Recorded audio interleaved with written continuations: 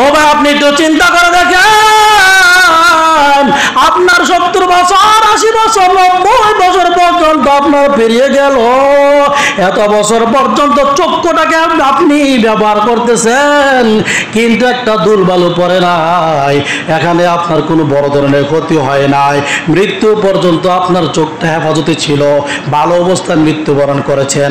আপনি জানেন না এত বছর পর্যন্ত চললেন, হাঁটলেন, কিভাবে এত ভালো থাকলো? ও ভাই, এটা ভালো রেখেছেন আল্লাহ ফেরেশতার মাধ্যমে। সুবহানাল্লাহ জোরে বলেন। আল্লাহ রাব্বুল আলামিনের পক্ষ থেকে ফেরেশতারা এইভাবে হেফাজত করেছে আপনার চক্ষুটাকে, কিন্তু ভাই আমরা বুঝি না। এরপরে আসেন, কয়জন ফেরেশতার কথা গেল? 8 জন। খেয়াল রাখেন, কয়জন? 8 জন। এরপরে আরেকজন ফেরেশতা আল্লাহ রাব্বুল আলামিন নিযুক্ত রেখেছেন মুখের ভিতরে। কোথায়? মুখের ভিতরে। এই মুখের ভিতরে কেন রেখেছেন? আমার বেলা অনেক সময় দেখা যায় আমরা যখন নাকি দিনের বেলা ঘুমাই অথবা রাত্রবেলা ঘুমাই, তখন দেখা যায় অনিচ্ছাকৃতভাবে মুখটা হা করে থাকে। এমন থাকে কি থাকে না? মুখটা হা করে আছে, কিন্তু আপনার খবর নাই। আল্লাহ রাব্বুল আলামিনের পক্ষ থেকে ফেরেশতাকে একজন ফেরেশতা নিযুক্ত রেখেছেন এই জন্য, আপনি যে ঘুমায় যান ওই ঘুমের ঘরের মধ্যে তখন যদি কোনো রকম একটা সাপ অথবা বিচ্ছু অথবা কীট পতঙ্গ আপনার মুখের ভিতরে প্রবেশ করে ফেলে, তাহলে আপনার বড় ধরনের ক্ষতি হয়ে যাবে। আপনার জন্য বড় ধরনের ক্ষতি না হয়, এই ক্ষতি থেকে হেফাজত করার জন্য আল্লাহ রাব্বুল আলামিন একজন ফেরেশতা নিযুক্ত করে রেখে দিয়েছেন। কয়জন গেল ফেরেশতা? 9 জন। আরেকজন ফেরেশতা থাকে কপালে। কোথায়? কপালে। এই কপালের মধ্যে ওই ফেরেশতার কাজ কি? ওই কপালের মধ্যে ফেরেশতা থাইকা এই ফেরেশতাকে দায়িত্ব আল্লাহ রাব্বুল আলামিন দিয়েছেন। এই দায়িত্ব রে সমাজের মধ্যে যে ব্যক্তি অহংকার করবে তাকে তুমি পদদলিত করবা, তাকে অপমানিত করবা। আর যে ব্যক্তি নিজেকে নিজে ছোট মনে করবে, নিজেকে নিজে বিনয়ীভাবে চলবে, ছোট মনে কইরা যদি কোনো ব্যক্তি চলে তাহলে তার সম্মানটা, তার মর্যাদাটা বৃদ্ধি করে দিবা। আমার ভাইয়েরা, তো এই দায়িত্বটা দিয়েছেন আল্লাহ পাক রব্বুল আলামিন। আমার ভাইয়েরা দেখেন, অহংকার এটা কিন্তু অনেক বড় জিনিস। আল্লাহ নবী সাল্লাল্লাহু আলাইহি সাল্লাম বলেছেন, যদি কোনো ব্যক্তির অন্তরে মান কানা ফি কলবি মিসকালা যাররাতিন মিনাল কিবির, একেবারে বিন্দু পরিমাণ যদি কারো অন্তরে অহংকার থাকে, লা ইয়াদখুলুল জান্নাহ, সে আল্লাহ রাব্বুল আলামিনের জান্নাতের মধ্যে প্রবেশ করতে পারবে না। জোরে করে নাউজুবিল্লাহ। আমি যে এখানে বসে আছি ভাই, আমি যদি মনে করি আমি সবার চেয়ে অনেক বড়, তো এটাই আমার জন্য শেষ, এটা হইতে পারে আমার জাহান্নামের কারণ। আর আমি যদি মনে করি আল্লাহ নবী সাল্লাল্লাহু আলাইহি সাল্লাম কোথাও যখন নাকি আলোচনা করেছেন, কথা বলেছেন, তখন একটা উঁচু জায়গার মধ্যে বসে আলোচনা করেছেন যেন সবাই দেখতে পারে এবং বুঝতে পারে, এই নিয়তটা যদি থাকে তাহলে কি হবে? সওয়াব হবে। আমার ভাইয়েরা, আল্লাহ রাব্বুল আলামিন পবিত্র কুরআনুল কারীমের এক আয়াতের মধ্যে বলেন, ইন্নাল্লাহা লা ইউহিব্বুল মুস্তাকবিরিন।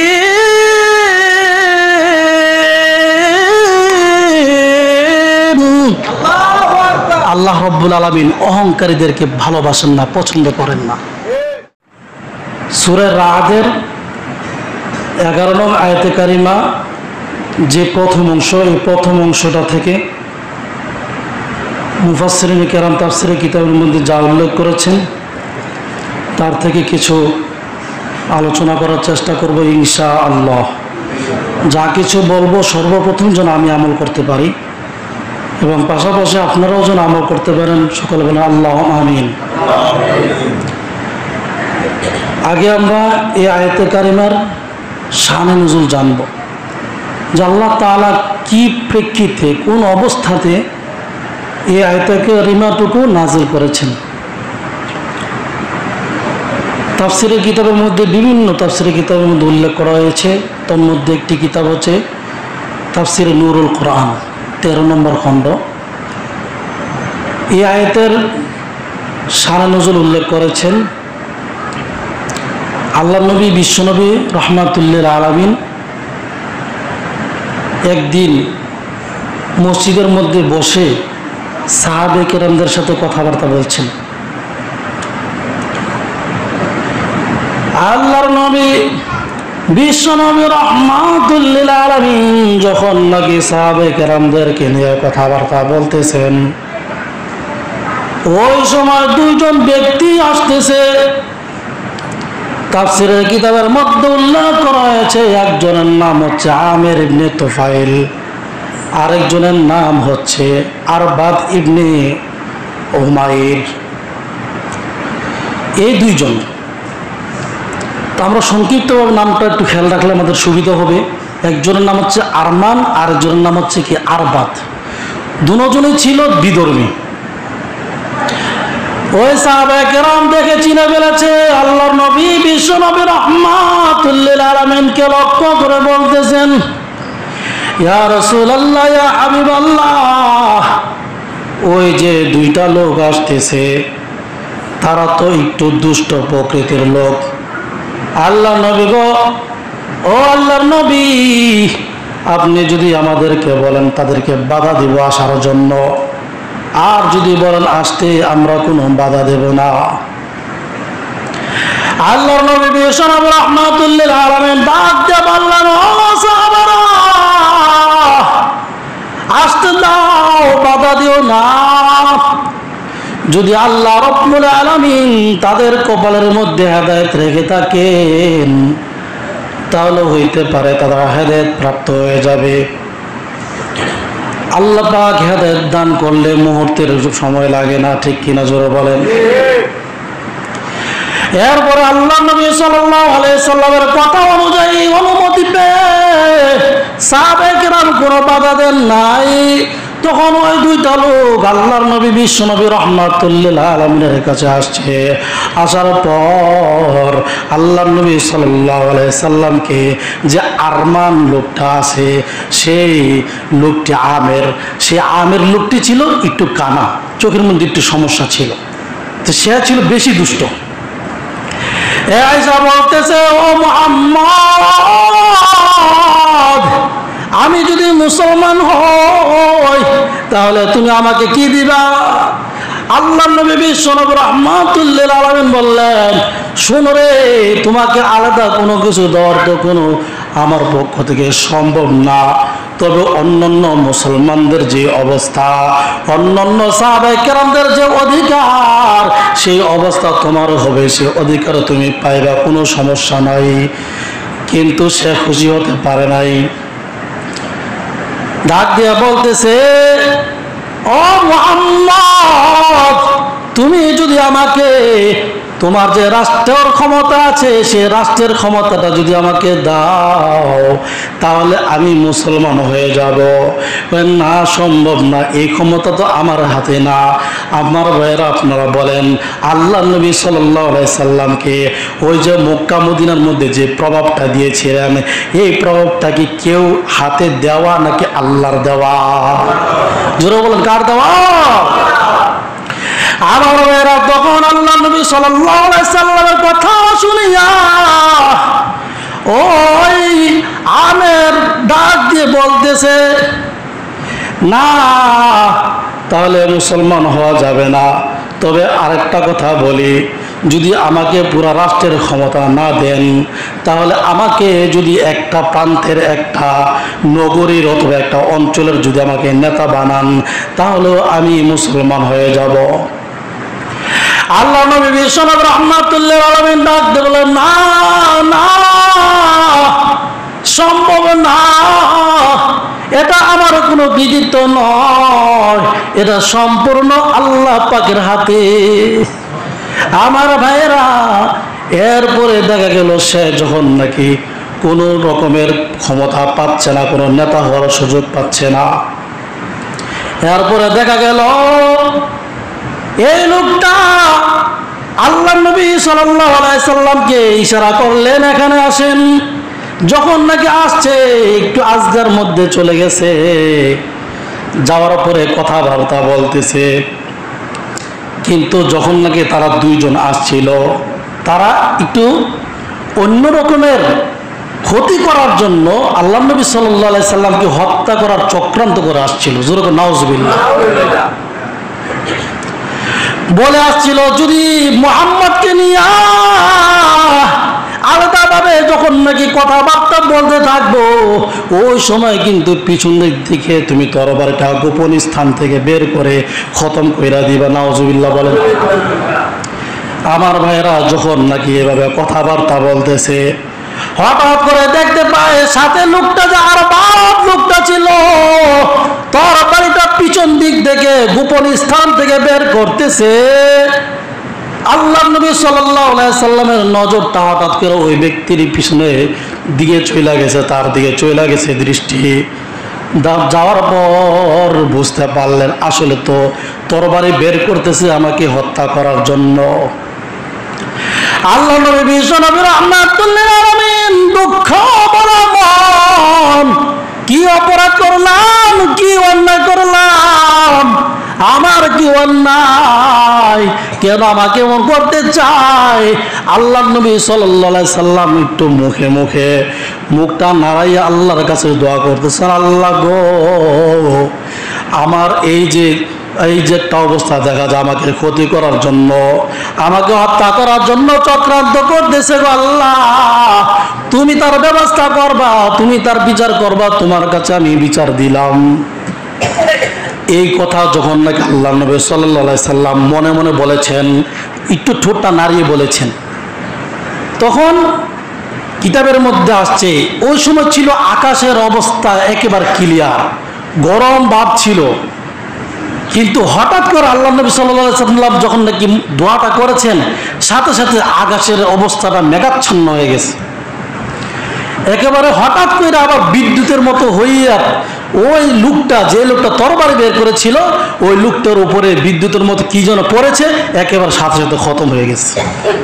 সুবহানাল্লাহ জোরে বলেন। আমার এই যে লোকটা যার সাথে আল্লাহ নবী সাল্লাল্লাহু আলাইহি সাল্লাম কথা বলতেছেন, ওই আমের বুঝতে পেরেছে, সে ঠোঁট নাড়ায় কি যেন বলেছে, সাথে সাথে কাম হয়ে গেছে। পিছনের দিকে তাকায় দেখে তার সঙ্গীটা নাই। এখন ডাক দিয়ে বলতেছে, ও মুহাম্মদ, ও মুহাম্মদ, তুমি তোমার প্রভুর কাছে কি যেন তুমি বলেছ, তোমার ঠোঁটটা নাড়তে তুমি দেখেছি, তুমি নাড়ার সঙ্গে সঙ্গে দেখলাম মেঘাচ্ছন্ন হয়ে গেছে আকাশ, মেঘাচ্ছন্ন হয়ে আমার সঙ্গীটাকে একেবারে শেষ করে দিয়েছে। মুহাম্মদ তুমি শুনে রাখো, আমি তোমার বিরুদ্ধে লাগলাম, আমি তোমাকে এর প্রতিশোধ গ্রহণ না করা পর্যন্ত আমি নিস্তার হব না। নাউজুবিল্লাহ বলেন। আপনারা বলেন, আল্লাহ পাক যদি কাউকে হেফাজত করেন তাহলে তাকে কি কেউ ক্ষতি করতে পারবে? পারবে না।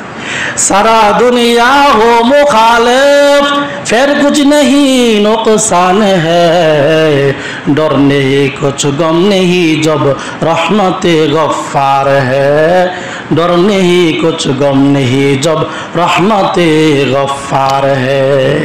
আরে আল্লাহ রব্বুল আলামিন যার সাথে আছেন, আর পৃথিবীর সমস্ত মানুষ যদি তার বিরুদ্ধে চলে যায়, তার কোনো ক্ষতি করতে পারবে না। ঠিক কিনা জোরে বলেন।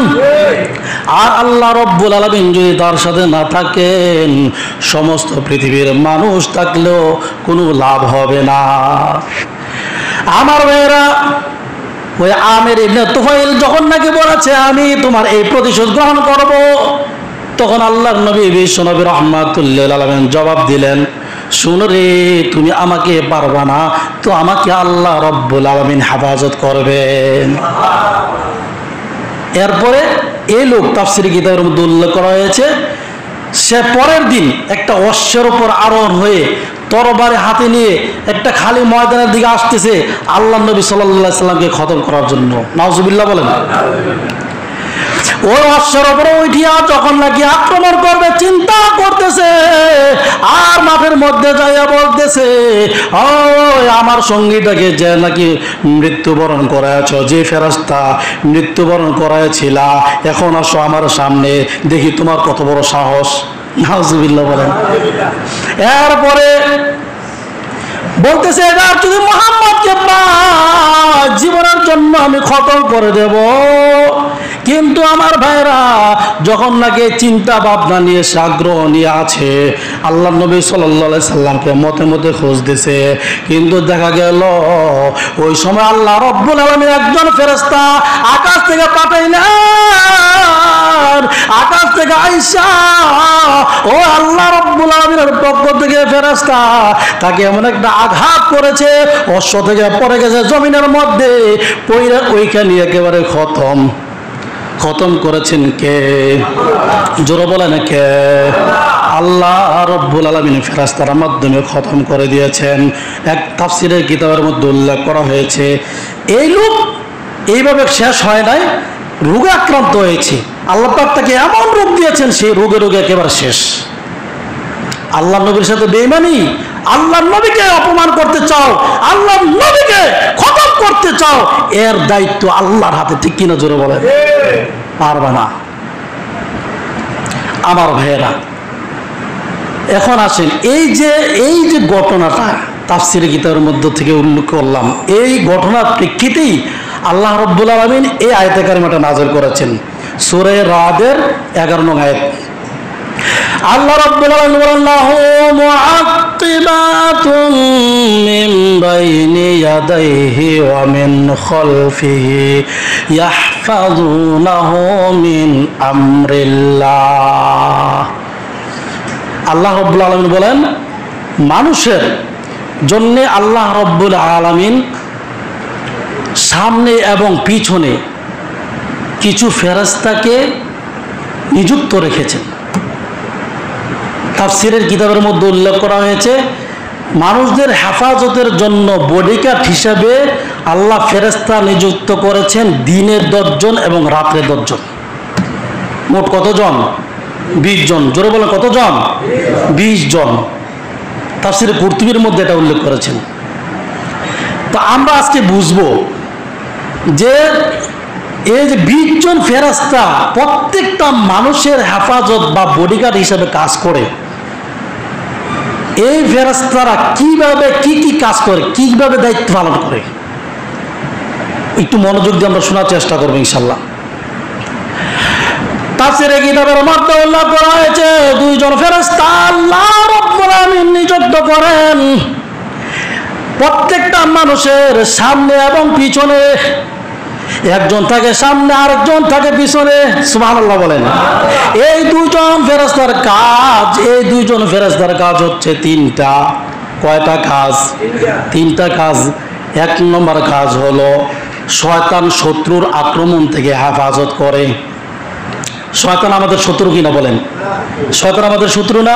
পবিত্র কোরআনুল কারীমের সূরা বাকারার 208 নম্বর আয়াতের মধ্যে আল্লাহ পাক বলেন ইয়া আইয়ুহাল্লাযীনা আমানু দুখুলু ফিস-সিলমি কাফা ওয়া লা তাত্তাবিউ খুতুওয়াতিশ শাইতান ইন্নাহু লাকুম আদুউম মুবিন।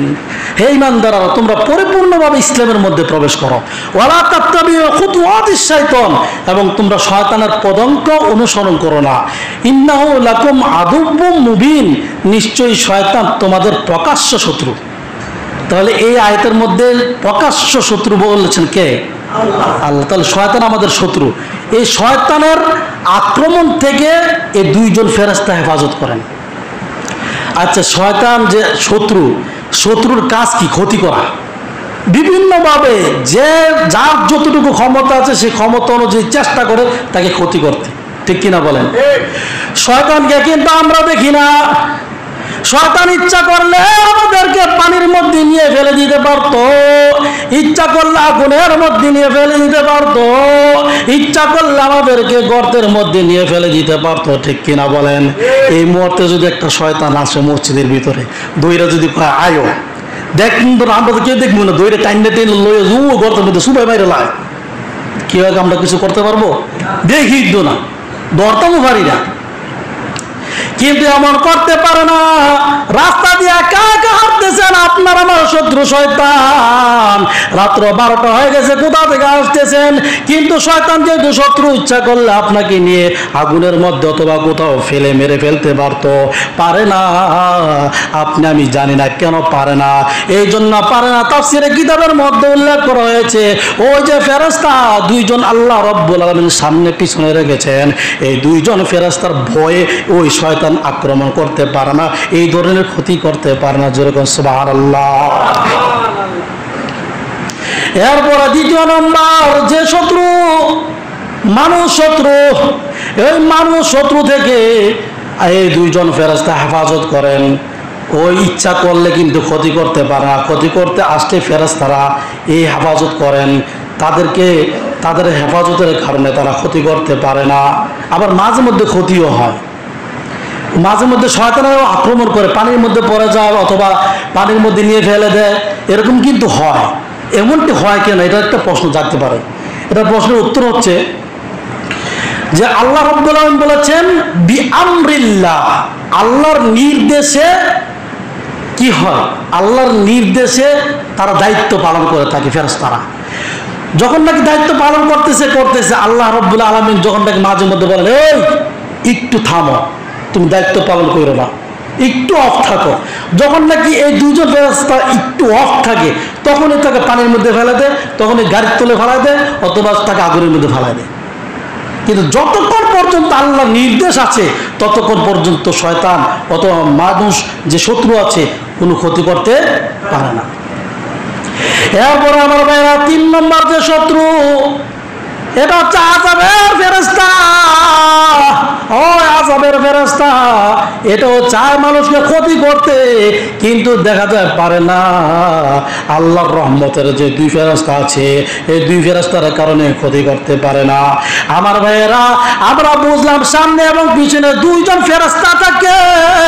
এই 2 জন ফেরেশতার কাজ হচ্ছে মানুষকে হেফাজত করা এই 3 রকমের শত্রুর আক্রমণ থেকে। ঠিক কিনা জোরে বলেন।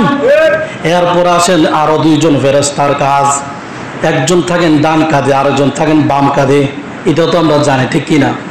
আল্লাহ পাক সূরাতুল ইনফিতরের 11 নম্বর আয়াতের মধ্যে বলেছেন, কিরামান কাতিবিন। আল্লাহু আকবার।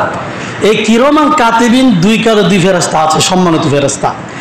একজনে লেখে নেক, আরেকজনে লেখে কি বদ। তো এই 2 জন ফেরেশতা এই 2টা দায়িত্ব পালন করে থাকে। এরপর আসেন, তাহলে মোট কয়জন ফেরেশতার কথা গেল? 4 জন। এরপর আর 2 জন ফেরেশতা থাকে 2 ঠোঁটে। কোথায়? 2 ঠোঁটে। এই 2 জন ফেরেশতার কাজ কি?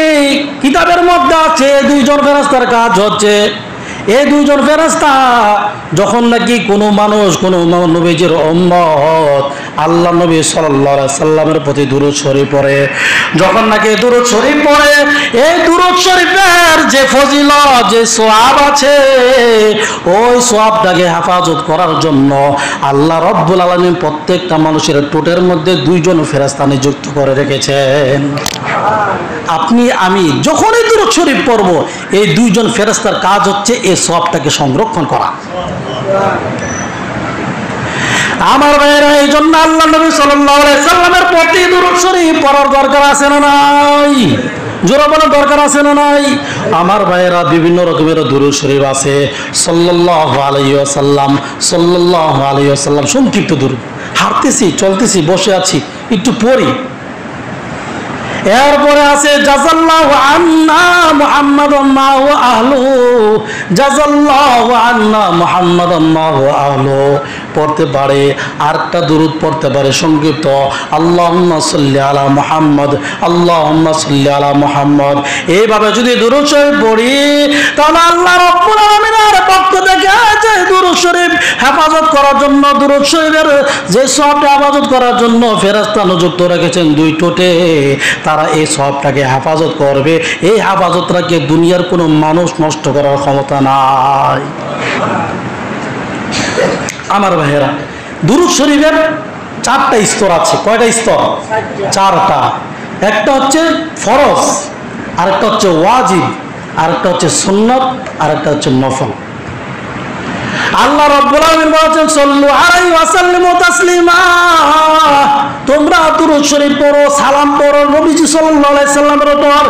যেহেতু আল্লাহ রাব্বুল আলামিন এখানে নির্দেশ করেছেন, যার কারণে জীবনে একবার হলো নবীজির উম্মতেরা দুরূদ শরীফ আদায় করা, পড়া, এটা হচ্ছে ফরজ।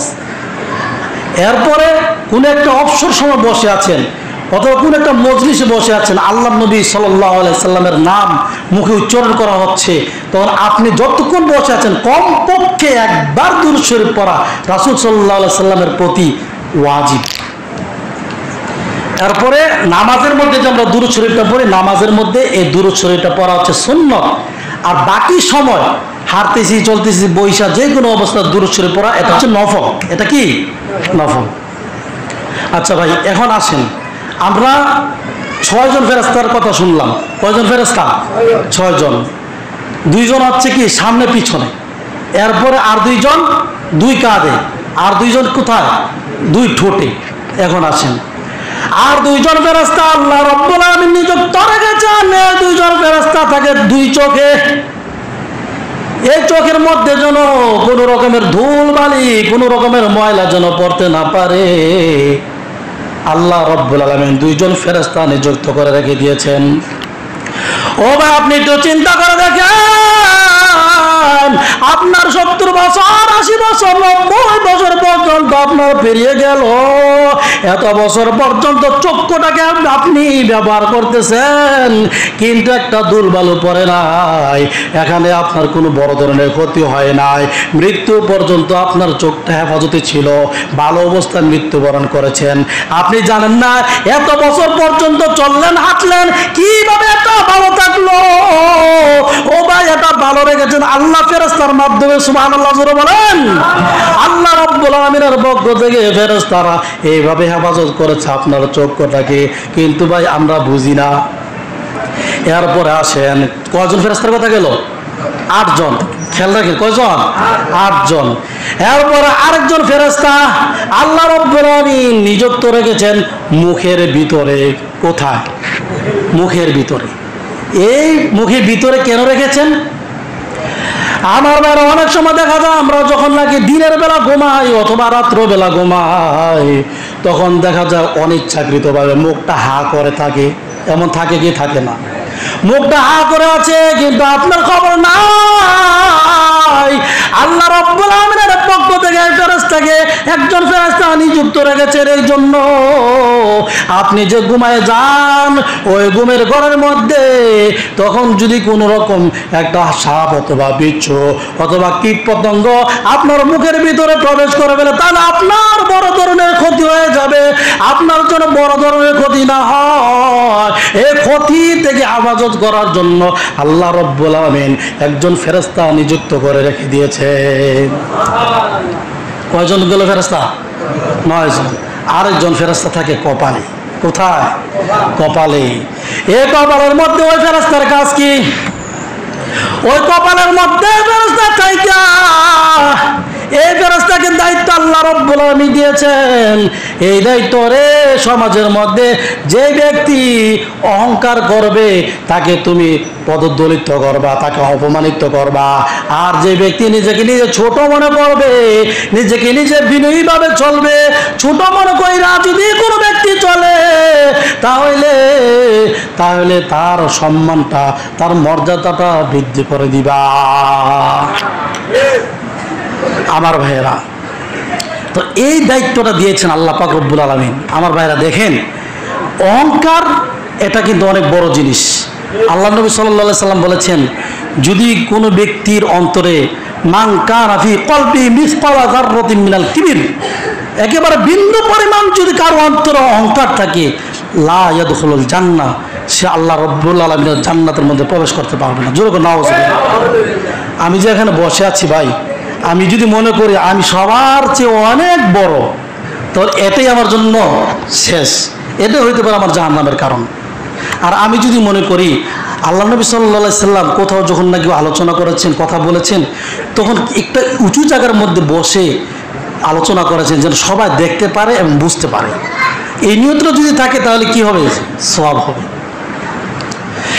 আমার ভাইয়েরা, আল্লাহ রাব্বুল আলামিন পবিত্র কোরআনুল কারীমের এক আয়াতের মধ্যে বলেন, ইন্নাল্লাহা লা ইউহিব্বুল মুস্তাকবিরিন।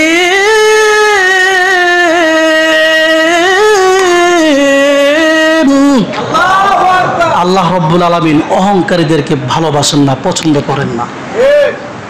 আর যারা বিনয়ী হয়, ছোট মনে করে চলে যে আমি ছোট, আমি বড় না, অনেক কিছু হয়ে গেছি, তা না, আমি ছোট, তখন কি করেন?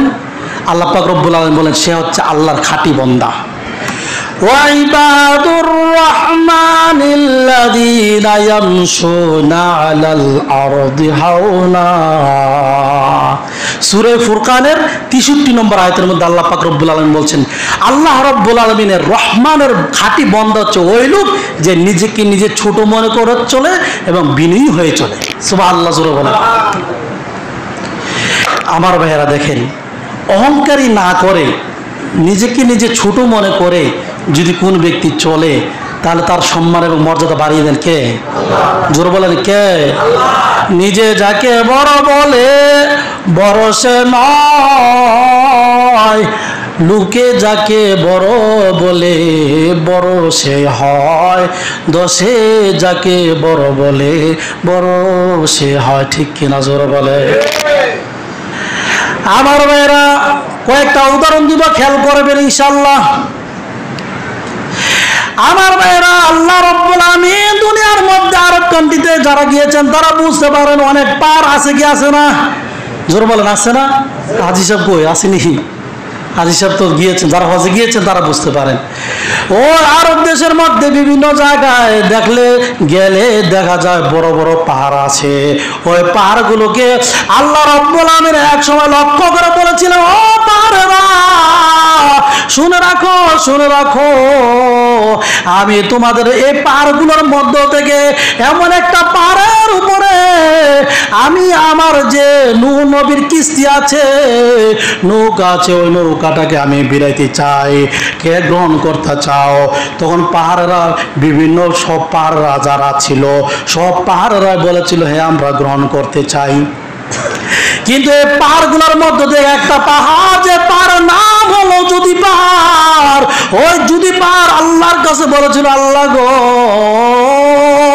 আমি হইলাম ছোট একটা প্রাণী, আমি হইলাম একটা ছোট, আল্লাহ তোমার সৃষ্টি, আমি তো সামান্য একটা ক্ষুদ্র সৃষ্টি, আল্লাহ তুমি যদি আমার কাছে ওই নূহ নবীর কিস্তিটাকে পাঠাও, আমি অনেক খুশি হব, আমি নিজেকে অনেক ধন্য মনে করব। অন্যান্য যত পাহাড় ছিল সব পাহাড়গুলোর মধ্য থেকে পাহাড়টুকু নিজেকে বিনয়ী প্রকাশ করেছে, নিজেকে ছোট মনে করেছে, যার কারণে অন্যান্য পাহাড়গুলোর মধ্য থেকে আল্লাহ রাব্বুল আলামিন এই যদি পাহাড়ের মর্যাদা বৃদ্ধি করে দিয়েছেন বিনয়ীর কারণে। এই যদি পাহাড়ের কথা পবিত্র কোরআনুল কারীমের মধ্যে আছে, উল্লেখ করে দিয়েছেন, তো সম্মানটা বাড়ছে না কমছে? কোরআনের মধ্যে যে কথাটা উল্লেখ হয়ে যায়, এটা সম্মান বেশি না? এরপরে দেখেন, এরপর আল্লাহ রাব্বুল আলামিন পৃথিবীর যত রকমের মাছ আছে সব মাছগুলোকে একদিন বলেছিল, ও মাছেরা, আমার একজন পয়গম্বর আছে, যে পয়গম্বরের নাম হলো ইউনূস, ওই ইউনূসকে তোমাদের মাছগুলোর মধ্য থেকে একটা মাছের পেটের ভিতরে রাখতে চাই, কোন মাছ রাজি আছো বলো? তখন দেখা গেল একটা মাছ বলেছিল বিনয়ের সাথে, আল্লাহ আমি একজন সাধারণ মাখলুকাত, আমি একটা সাধারণ প্রাণী, আমাকে দিলে আমি অনেক ধন্য মনে করব। অন্যান্য যত মাছ আছে সব মাছগুলো থেকে এই মাছটা আল্লাহর কাছে বিনয়ের সাথে, বেশি বিনয়ের সাথে বলেছে, নিজেকে ছোট মনে করেছে, যার কারণে আল্লাহ রাব্বুল আলামিন এই মাছটার মর্যাদা কেমন বৃদ্ধি করছেন, এই মাছের কথা আল্লাহ পাক কোরআনুল কারীমের মধ্যে উল্লেখ করে দিয়েছেন। সুবহানাল্লাহ, জোরে বলেন।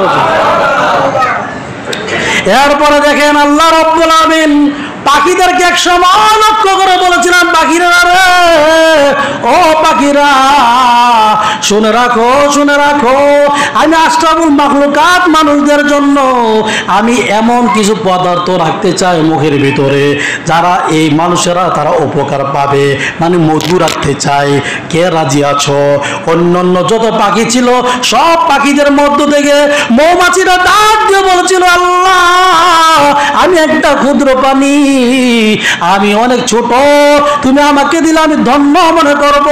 তখন আল্লাহ রব্বুল আলামিন তার বেশি বিনয়ের কারণে, নিজেকে ছোট মনে করার কারণে আল্লাহ রব্বুল আলামিন খুশি হইয়া মধুর মতো একটা নেয়ামত তার মুখের মধ্যে ঢেলে দিয়েছেন। এই মৌমাছি নামে একটা সূরা আছে, সূরাতুন নাহল। নহল মানে কি? মধু। তো এই মৌমাছি নামে একটা যেহেতু সূরা আল্লাহ পাক রব্বুল আলামিন নাজিল করেছেন, নাজিল করে এই মৌমাছির মর্যাদা বাড়িয়ে দিয়েছেন কে? ছোট মনে করার কারণে। এরপরে দেখেন আল্লাহ রাব্বুল আলামিন এক সময় আবার পাহাড়গুলোকে লক্ষ্য করে বলেছিলেন, ও পাহাড়েরা, শুনে রাখো, শুনে রাখো, আমি তোমাদের মধ্য থেকে একটা পাহাড়ের উপরে আমি আমার পয়গম্বর মুসার সাথে কথা বলতে চাই, কে রাজি আছো? তখন একটা পাহাড় আল্লাহ রাব্বুল আলামিনের কাছে বিনয়ের সাথে বলেছিল, ওই পাহাড়টার নাম হলো তুর পাহাড়। কি পাহাড়? ওই তুর পাহাড়ের মধ্যে হযরত মুসা পয়গম্বর যাইয়া কথা বলেছেন। আমার বের ওই পাহাড়টার সাথে, ওই পাহাড়ের মধ্যে গিয়েছেন কেন, অন্য পাহাড়ের মধ্যে যান নাই কেন? এর একটা কারণ হলো ওই পাহাড়টা আল্লাহর কাছে বিনয়ের সাথে নিজেকে ছোট মনে করে বলেছিল, যার কারণে আল্লাহ রাব্বুল আলামিন খুশি হইয়া এই পাহাড়টার মর্যাদা বাড়িয়ে দিয়েছেন। এই পাহাড়ের কথা আল্লাহ পবিত্র কোরআনুল কারীমের মধ্যে উল্লেখ করে দিয়েছেন। والتين والزيتون وطور سينين।